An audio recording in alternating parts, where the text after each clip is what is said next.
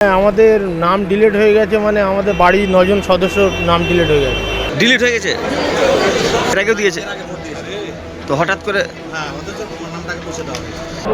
নাম না উঠে তাহলে ভোটও দিতে পারবে না। তাই তো হচ্ছে, ভোট তো দিতে পাবো না। वो बोलते कभी और गेट में जाइए, ये बोलते कभी ये गेट में जाइए। हम किसके पास जाएंगे बताइए? এখন তো নাম না উঠলে ভোট দিতে পারবেন না।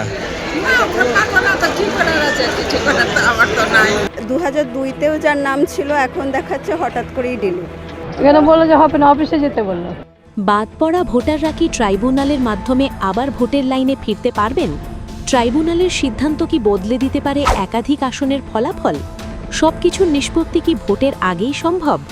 যাদের নাম ফিরবে না তাদের ভোটাধিকার হারানো কি ভোটের চিত্র বদলে দেবে? হাড্ডাহাড্ডি লড়াইয়ের আসনগুলোতে ট্রাইব্যুনালের প্রভাব কতটা পড়বে? ট্রাইব্যুনাল ইস্যু কি রাজনৈতিক মেরুকরণ আরও বাড়াবে? কার পক্ষে যাবে এই ট্রাইব্যুনাল প্রক্রিয়া? শেষ পর্যন্ত ট্রাইব্যুনাল কি গেম চেঞ্জার হতে পারে 2026-এর ভোটে? রাজ্যে বিবেচনাধীন 60,06,675 জনের মধ্যে প্রায় 27,16,393 জনের নাম বাতিল হয়েছে।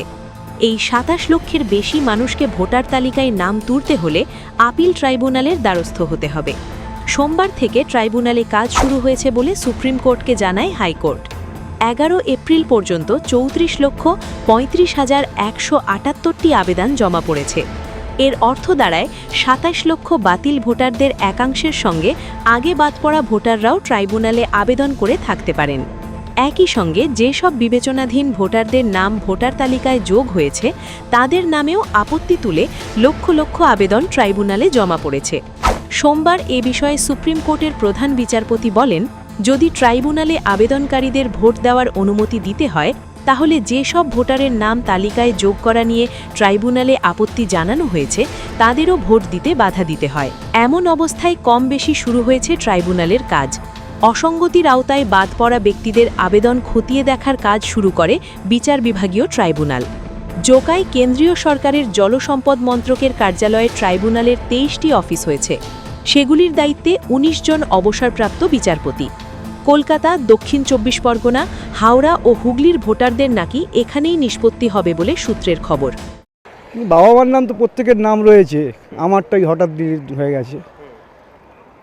বাবার আছে, মায়ের আছে, ভাইয়ের আছে। না ডাকা হয়েছে, এখানে কথা হয়েছে, ফোনে তো দিয়ে দিতে, এপিবি নিউজে দেখাচ্ছিল যে এখানে এলে মানে সমস্যার সমাধান হবে। এখান থেকে তো ডাকা হয়েছিল, কিন্তু জানা যাচ্ছিল যে এখানে বসবে ট্রাইব্যুনাল, এখানে বসবে, এখানে সব জমা নেওয়া হবে, এখান থেকেই ঠিক হবে, কিন্তু এখানে তো হচ্ছে না। যতবার আসছি ফিরে যেতে হচ্ছে। नाम कट गया, वो औरत मेरी वाइफ है आरती दास, वो सेंट्रल गवर्नमेंट नौकरी करती है, उसका उनका एनआरसी में नाम क्यों कटेगा? उनका सब डॉक्यूमेंट यहाँ पर है। मेरा यही प्रॉब्लम, उनके लिए यहाँ पर आए। वो बोलते कभी और गेट में जाइए, ये बोलते कभी ये गेट में जाइए। हम किसके पास जाएंगे बताइए? হ্যাঁ, হিয়ারিংয়ে ডাকা হয়েছিল, ওটা আমাদের এলাকায় হয়েছিল, রঘুদত্তপুর স্কুলেই হয়েছিল হিয়ারিংটা। সেখানেও সমস্ত কাগজপত্র দিয়েছিলাম, কিন্তু তারপরেও তো দেখা গেল যে আমার নাম বাদ গিয়েছে। বিএলও বারবার ডেকেছেন, তো উনি সমস্ত ডকুমেন্টেশন সব কিছু করেছেন। লাস্ট কাল রাতে উনি ফোন করলেন, বললেন যে একটু চেক করবেন যে আপনার নাম আছে কিনা লাস্ট লিস্টে। তখনও দেখলাম যে লিস্টে নেই। তো এটাই আশ্চর্য হলাম যে সবার আছে, যিনি 2002-তে ভোটও দিয়েছেন, তার ভোটও এখানে এসেই, মানে তার শ্বশুরবাড়িতে এসেই তার ফার্স্ট ভোট, তো তারপরেও এই জিনিসটা হয় কিভাবে? ট্রাইব্যুনাল চালু হওয়ায় পশ্চিমবঙ্গের ভোটার তালিকা সংশোধন প্রক্রিয়ায় নতুন মোড় এসেছে। যেসব নাগরিকের নাম ভোটার তালিকা থেকে বাদ পড়েছে তারা এখন এই ট্রাইব্যুনালে আবেদন করে নিজেদের বৈধতা প্রমাণের সুযোগ পাচ্ছেন। ইতিমধ্যে একাধিক জেলায় প্রাক্তন বিচারকদের নিয়ে ট্রাইব্যুনাল গঠন করা হয়েছে এবং সেখানে আবেদন গ্রহণ ও শুনানি শুরু হয়েছে। অনলাইন ও অফলাইনে জমা পড়া হাজার হাজার আবেদন দ্রুত নিষ্পত্তির জন্য পাঠানো হচ্ছে এসব ট্রাইব্যুনালে। আসন্ন বিধানসভা নির্বাচনের আগে এই প্রক্রিয়া অত্যন্ত গুরুত্বপূর্ণ, কারণ ট্রাইব্যুনালের সিদ্ধান্তই নির্ধারণ করবে বাদ পড়া ভোটাররা আবার তালিকায় ফিরতে পারবেন কিনা এবং তারা ভোটাধিকার প্রয়োগ করতে পারবেন কিনা।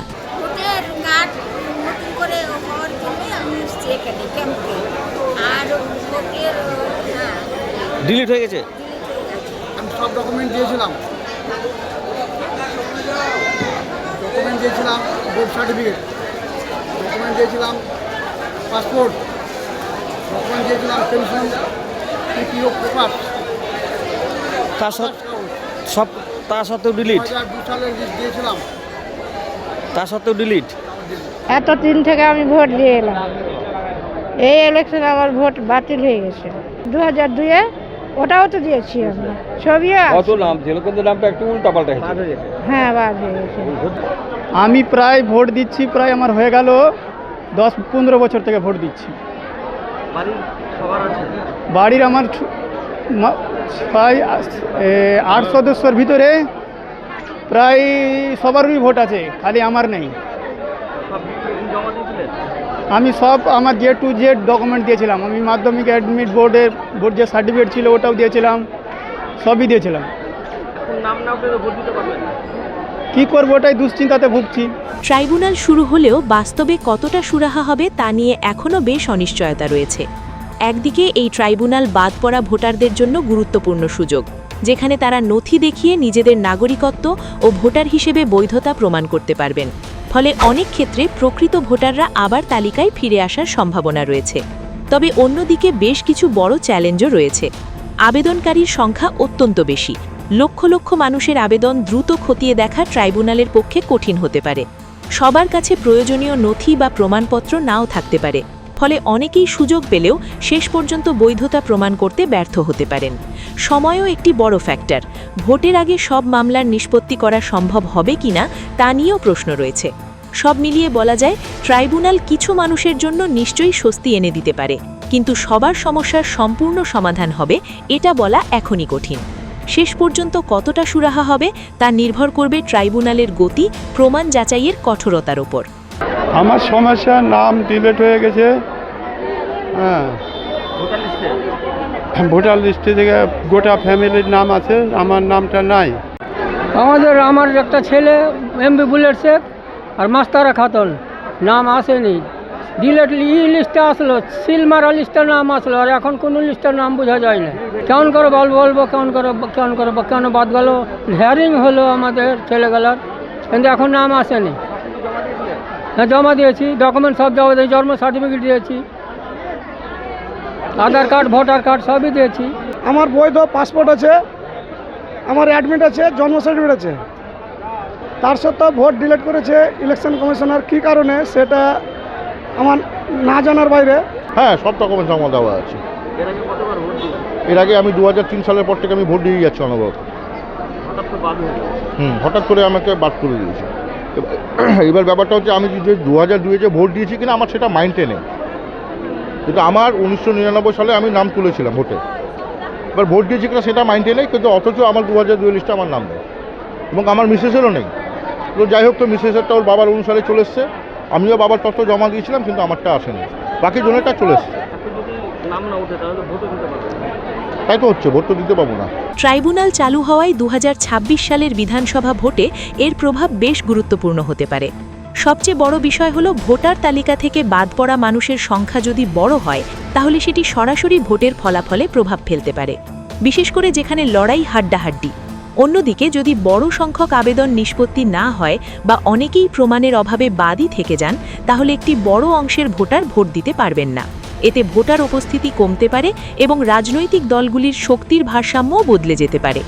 বিশেষ করে গ্রামীণ ও অল্প সংখ্যক অধ্যুষিত এলাকাগুলিতে এর প্রভাব বেশি পড়ার সম্ভাবনা রয়েছে, যেখানে ভোটের মার্জিন সাধারণত কম থাকে।